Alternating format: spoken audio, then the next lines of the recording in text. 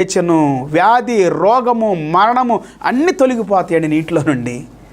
యేసు ప్రభు నీ జీవితంలోనికి వస్తే, యేసు ప్రభు నీ కుటుంబంలోనికి వస్తే, యేసు ప్రభు నీ హృదయంలోనికి వస్తే, ఆయన వాక్యము నీ హృదయంలో ఉంటే, ఎఫెసీ పత్రిక 5వ అధ్యాయం చదివిన ప్రకారంగా 16వ వచనం దగ్గర నుండి అద్భుతమైన మాటలు.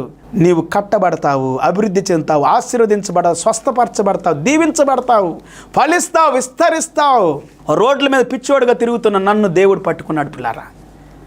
బట్టలు లేకుండా, తిండి లేకుండా, గడపల మీద, రైల్వే స్టేషన్లో, బస్ స్టాండ్లో పిచ్చోడుగా తిరుగుతూ ఉన్నా.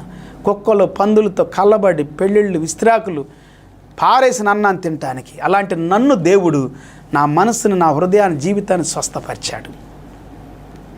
దేశాల్లోకి వెళ్ళి సువార్త ప్రకటించడానికి ఎన్నో దేశాలు వాళ్ళతో ముఖాముఖిగా సువార్త ప్రకటించాను. అమెరికా లాంటి దేశాల్లోనే 10 సార్లు వెళ్ళి